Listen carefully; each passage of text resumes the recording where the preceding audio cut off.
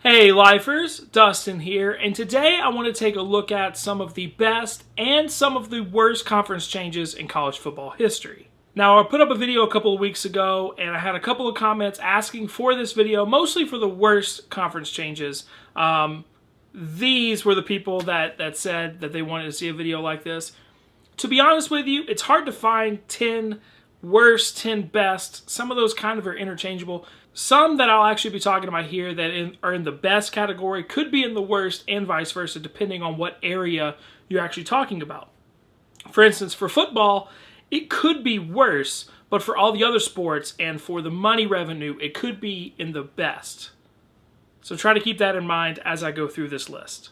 What I decided to do instead of making a top 10 list of each is do 5 worst and 5 best as best as I could. Again, you could probably make cases for both best and worst on each of these teams, but this is kind of how I settled it. But as always, let me know down in the comments section which way you fall on it and if you agree with this list. So we're going to start off first with the 5 worst conference changes, and at number 5 you have South Carolina, who left the ACC in 1970 to join the Independents. Okay, so technically they didn't join the Independents, but you know what I mean. They left a structurally sound conference full of like-minded institutions with natural rivalries and Southern colleges to go out on their own in the Independents. And as a lot of teams in the last decade or two have shown us, leaving a conference of your own will to go join the Independents isn't always the best option. South Carolina found this out fairly early on. They left the ACC in 1970 after their only conference championship in the ACC in 1969 because they felt that the Tobacco Road team members were having too much influence on the rest of the conference. Of course, that being the NC States, the North Carolinas, and the Dukes of the world. In doing this, they left the conference because they didn't feel like it had teams like South Carolina and Clemson's best interests at heart. And in doing so, it likely set the program back decades. South Carolina only recently became a winning program, meaning that they have won more games than they have lost. They broke over the 500 mark during the 2010 season and only had 8+ wins in 5 seasons between 1971 and 2000. Yes, in 1992, they joined the SEC, what has become, over time, probably the longest sustained, most powerful conference during the last 25 years. But even then, they were in the East, which in the 90s was really good, but in the 2000s and 2010s, it has been the weaker of the two divisions. They only have 1 division title in 25 years, no conference championships, and yes, they get more money because of the SEC, but they're still in the middle of a pack in a very rich conference. And if they just stay in the ACC, there's a chance they could be exactly where Clemson is now. And yes, as a Clemson fan, I'm not going to sit here and lie. Clemson would love to trade with South Carolina now, but not in 1970. Number 4, West Virginia. Announced in 2011 they would leave the Big East to join the Big 12, which they did in 2012. The Mountaineers were a part of a struggling Big East conference that was falling further and further behind the actual Power 5 schools that they so desperately wanted to be a part of, and the conference kept getting raided, most notably by the ACC. There are some rumors that the Mountaineers wanted to join the ACC, but the conference didn't really view their academics up to par in order to join the conference, so they joined the Big 12. Now, at first thought, you think, wow, the Big 12, they moved up into a Power 5 conference, that's great. And yes, it's a better situation than the Big East, but it's not really that financially lucrative compared to the other leagues such as the Big Ten and the SEC, and it certainly is not that much more stable than the Big East was. Plus, they are an outsider to the rest of their league. Their closest conference member is 5 states away. That's a lot of traveling for teams that are not football and basketball to be able to pay for. The Mountaineers also struggled their first few years in the conference, including a 4-8 record before posting the 10-win season they had last year that may or may not be diminished because it doesn't exactly seem to be the strongest year the Big 12 ever had. But who's to know what the Big 12 has in its future and whether it will or will not expand as we keep doing that little game of trying to figure out where they're going to go and how they're going to grow. They do have a conference championship game coming up soon, however, and that should bolster their credibility in the eyes of most voters. Number 3. Maryland left the ACC for the Big Ten in 2014. In 1953, a league of Southern colleges got together and created the ACC, of which Maryland was a charter member of. Over the last couple of decades, the Terrapins had a couple of really good seasons, a couple of 10-win seasons, quality bowl wins, a couple of ACC championships, but for the most part, they were relegated to the middle of the pack of the conference. Then they joined the Big Ten. And you have to remember the Big Ten has a lot more money per school than the ACC does, especially back in 2013, 2014, before the idea of an ACC network was announced. The University of Maryland was admittedly struggling financially in the academic department and had a bunch of different teams on the chopping block ready to cut funding because they just weren't generating enough money. Extra income provided by the Big Ten would help fix that problem. So initially, that was a good thing. This would have been considered a good move, but the ACC is catching up in the financial arms race, especially again with the addition of the ACC network and with more teams, going to 14 with the addition of Pittsburgh and Syracuse. And really, the move from the from the ACC to the Big Ten was a lateral move at best and a bad move at worst. In their first 3 seasons in the Big Ten, the Terrapins only had 1 winning season, and that was 7-6. They also moved to a division that includes Penn State, Ohio State, Michigan, and Michigan State. So, they got the Rutgers game every year, but it is going to be hard to kind of build yourself back up when you're in a division with those heavyweights. Then again, in the ACC, they were in the same division with Clemson and Florida State, so, Number 2, Colorado left the Big 12 for the newly formed Pac-12 in 2011. Yes, this is generally considered a pretty good move now. At the time, they got a lot more money. They were in a lot more stable of a conference in the Pac-12 than the Big 12 was and currently still is. Before a 10-win season and a Pac-12 South Championship in the 2016 season, the Buffaloes only won 5 conference games in the first 5 years in the league. In the 2015-2016 fiscal year, the Big 12 made more money per school than the Pac-12 did, despite being pretty much comparable on the field of play. Yes, this Buffaloes team had a fantastic year last year, especially considering where they've been for the last 10 or 15 years as a program, but what if it was just a fluke? What if they dropped back down to the cellar of the Pac-12 in the college football world? And what would that 2016 team have done in the Big 12? Would they have been able to beat the Oklahoma? Would they have had a better shot at getting a playoff berth? We'll never know. And my number 1 worst conference affiliation change is Tulane going from the SEC to independence in 1966. Oh, Tulane. Tulane, Tulane, Tulane. In 1966, the Green Wave left the Southeastern Conference because their then president wanted the school to focus more on academics than athletics, which is noble. In 2015, Tulane University found itself at a deficit of $20 million. During that same year, the SEC paid each team $32.7 million, up $12 million from the previous year. Yes, I'm not dumb. I know how things work. I know not all $32.7 million of that money would have gone directly into the university, and I'm not totally saying that they wouldn't still have issues as far as money problems go at the university if they were still a member of the SEC, but as a recent graduate of the University of Alabama, I can promise you that success on the field affects success in the classroom. That the better your football team is and the more you win, the more students want to come there, the better off you are overall. And you can't help but think that what 50 years in this conference would have done to the Green Wave if they would have stuck it out, what it would have done for the university. I like to think that Tulane could have kind of been the Vanderbilt of the SEC West. They could have had some impressive teams. They could have gotten really good coaches and players and upset some really big teams and had some big bowl wins. All of that plus being a private school in one of the greatest cities in the country and extra athletic revenue on top of that.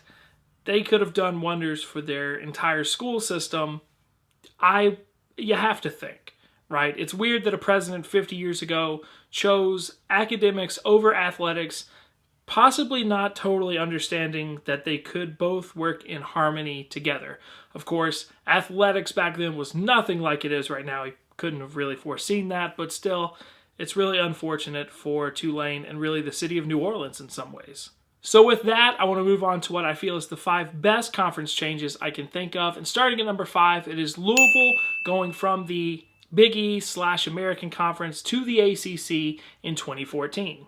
Under head coaches like Bobby Petrino and Charlie Strong, the Louisville Cardinals proved that they really did belong in a Power 5 conference, and when Maryland moved from the ACC to the Big Ten after the 2013 season, the ACC saw potential and extended an invite to the Cardinals. Louisville rehired Bobby Petrino to be their head coach after the whole Arkansas thing that happened right at about 5 years ago now, and after a rebuilding year, which is kind of weird to say about a head coach, in Western Kentucky. They brought him back to Louisville, and he has helped rebuild the program, leading with offensive firepower and transfer players, and that proved very well in 2016 when they had a 43-point beatdown of then number 2 Florida State, and producing the school's first Heisman Trophy winner in Lamar Jackson. While any leap from a Group of 5 team to a Power 5 team is obviously a success for that program, in this case it really is. They have had high visibility over the last few years, terrific players, good NFL drafts, which all help with recruiting and sustaining that program going forward. I think this was a great move. Number 4, TCU. Mountain West to kind of Big East to the Big 12. After the 1995 season, after more than 70 years as a conference, the Southwestern Conference broke up, with many teams defecting over and joining teams from the Big 8 to form the Big 12. One of the teams left out in the cold was the TCU Horned Frogs, who went to the WAC, then to the CUSA for a little while, then the Mountain West. It seems that the biggest goal TCU had was to join their fellow Texas schools in the Big 12, and they had risen to national prominence under head coach Gary Patterson. On November 30th, 2010, TCU accepted a bid to join the Big East and get closer to becoming a Power 5 program. Remember, 2010, they were in the middle of a perfect season. Less than a year later, however, after Texas A&M, Missouri, Nebraska, and Colorado all bolted the conference, the Big 12 finally came calling. Obviously, I think this was a great move for a lot of reasons. Number 1, more revenue. Number 2, finally in a Power 5 conference, which theoretically allows them easier access into the playoff, although 2014 doesn't really seem to show that a whole lot. There's more exposure on a national scale. They're built-in in-state rivalries are now conference games. There will be a conference championship coming up for the Big 12.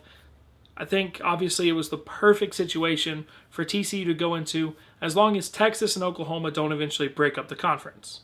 Remember in the beginning of this video when I said that sometimes the best conference change could also kind of be the worst conference change at the exact same time, how they could be interchangeable?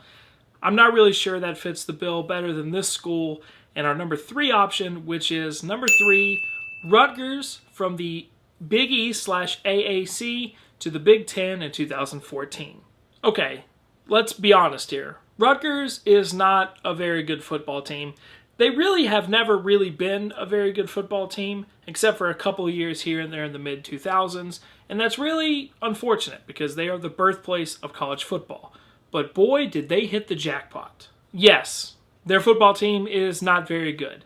Yes, they're in a division with the Michigans and Ohio States and Penn State and Michigan States of the world, and no, I don't really project in 20 years that Rutgers will have ever won a division title, and certainly not a conference championship. But the revenue, though. I'm still not totally certain how this happens. I guess the Big Ten thinks that New Jersey opens up the New York market, even though it doesn't really seem to do that. I'm not from the area. Maybe it does, but I don't really feel like Rutgers gives them access to New York City. But hey, Rutgers, take what you can get. It's more revenue. It is a better recruiting chip to say we are a member of the esteemed Big Ten Conference than we're in the American, where we've always been and probably always will be if anybody outside had their say. It is more exposure. It is more revenue. It is more revenue. It's more revenue. Again, if you just look at the football product on the field, this was a pretty bad decision. But if you look at everything else that encompasses it, all the other sports that are going to be included in this package, all of the money that they're going to generate from the Big Ten Conference, I think overall for the school, it was a win. At number 2, I didn't really have a fitting t-shirt to wear for this, so I picked the only Texas A&M shirt that I own from the Peach Bowl that I went to a couple of years ago. Number 2, Texas A&M moving from the Big 12 to the SEC in 2012. In the summer of 2010, Colorado and Nebraska announced that they were joining the Pac-12 and the Big 10 respectively, and this kind of plunged the entire Big 12 conference into chaos. There was ideas that or rumors rather, that Texas was going to lead this armada shipping off to the Pac-12 to form the Pac-16.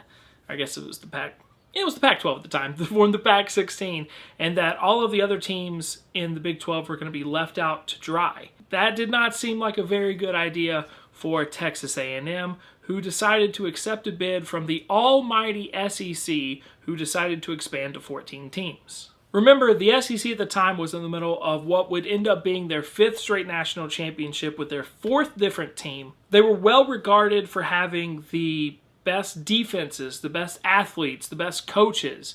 The SEC in 2010 seemed like the conference that everybody wanted to be a part of. With the addition of Texas A&M and Missouri, they expanded to 14 teams. Now the SEC had entered an agreement with ESPN to start the SEC network. The network, along with a larger geographical footprint, allowed for more revenue, more exposure, better games. They would be on TV more often in more TVs across the country than they would be in the Big 12. They would also be playing more ranked opponents on average than they probably would in the Big 12. Moving to the SEC was also incredibly more stable than the Big 12. To this day, we still talk about whether the Big 12 will expand. The SEC is fine exactly where it is. If it ever chooses to expand, it'll be from a point of strength, not a point of weakness like the Big 12 will probably do. They also have built-in rivals against teams like LSU and Alabama and Arkansas. Really, the culture of Texas A&M fits in perfectly with the culture of pretty much every single school in the SEC. It's a natural fit, except for the fact that they lost the Texas rivalry, which you can see in a video right here, is a rivalry that I would love for them to bring back and find a way to do. It's really the only negative of them moving to the SEC. And my number one choice of moving conference affiliations working out for the best is Florida State moving from the Independents to the ACC in 1992. I know this is kind of a cop-out, but I'm not really going to go into my number one choice too much here. I made a video right here talking about that way more in depth, celebrating the 25th anniversary of Florida State going to the ACC. But just to recap, the Seminoles absolutely dominated the ACC for their first decade plus in the conference, winning 12 of their first 14 eligible ACC championships and 3 national championships in the last 25 years. More than that, the ACC is stable. They have shown a commitment to football over basketball over the last few years. And with the additions moving up north, there's a bigger market, there's more money. They're introducing the ACC network soon. It's certainly more stable than being an independent team. And they have natural rivals with Clemson and a Miami team that joined in 2004. With the revenue growing, Florida State has already established itself as probably the first team people think of when they think of the ACC, and that's not really going to change. Florida State will continue to be at the top of the spear. No pun intended there. They will be the tip of the spear of this conference for a long time to come. Their move could not have gone better. You can't ask for more than winning 12 of your first 14 conference championships. That's never going to happen again. So there you have it, my top 10 best/worst conference changes. I know everybody has a lot of strong opinions about this. Nebraska's move to the Big 10 wasn't on there. Missouri's move to the SEC wasn't on there, and you could again argue best and worst depending on how you want to look at that. What are some other ones that were really big? Utah moving to the Pac-12, that was a really good one. But I made the list. I narrowed it down to 5 apiece, so definitely let me know what you think I'm missing, what you think I got right, and what do you think about the whole conference alignment rush that happened a couple of years ago, and do you anticipate it happening again soon? Let me know that down below. Thank y'all so much for watching this. As always, if you enjoyed this video, please make sure to give it a big thumbs up. You can also click the National Championship Trophy circle right there in order to subscribe or catch other videos over there to the right. Thank you, Lifers, so much for watching. And as always, until next time, it could be in the best. So try to keep that in mind as I go through this list.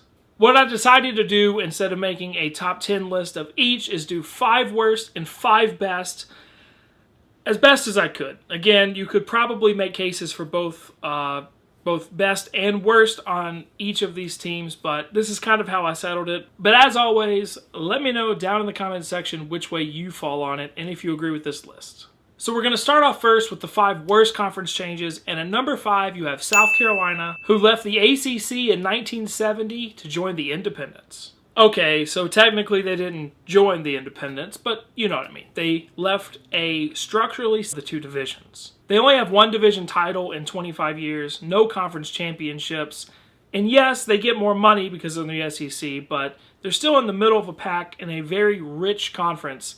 And if they just stay in the ACC, there's a chance they could be exactly where Clemson is now. And yes, as a Clemson fan, I'm not going to sit here and lie. Clemson would love to trade with South Carolina now, but not in 1970. Number 4, West Virginia. Announced in 2011 they would leave the Big East to join the Big 12, which they did in 2012. The Mountaineers were a part of a struggling Big East conference that was falling further and further behind the actual Power 5 schools that they so desperately wanted to be. Sound conference full of like-minded institutions with natural rivalries and Southern colleges to go out on their own in the independents. And as a lot of teams in the last decade or two have shown us, leaving a conference of your own will to go join the independents isn't always the best option. South Carolina found this out fairly early on. They left the ACC in 1970 after their only conference championship in the ACC in 1969 because they felt that the Tobacco Road team members were having too much influence on the rest of the conference. Of course, that being the NC States, the North Carolinas, and the Dukes of the world. In doing this, they left the conference because they didn't feel. Hey Lifers, Dustin here, and today I want to take a look at some of the best and some of the worst conference changes in college football history. Now, I put up a video a couple of weeks ago, and I had a couple of comments asking for this video, mostly for the worst conference changes. These were the people that said that they wanted to see a video like this. To be honest with you, it's hard to find 10 worst, 10 best. Some of those kind of are interchangeable. Some that I'll actually be talking about here that are in the best category could be in the worst and vice versa, depending on what area you're actually talking about. For instance, for football, it could be worse, but for all the other sports and for the money revenue, like it had teams like South Carolina and Clemson's best interests at heart, and in doing so, it likely set the program back decades. South Carolina only recently became a winning program, meaning that they have won more games than they have lost. They broke over the 500 mark during the 2010 season and only had 8+ wins in 5 seasons between 1971 and 2000. Yes, in 1992, they joined the SEC, what has become, over time, probably the longest sustained, most powerful conference during the last 25 years. But even then, they were in the East, which in the 90s was really good, but in the 2000s and 2010s, it has been the weaker of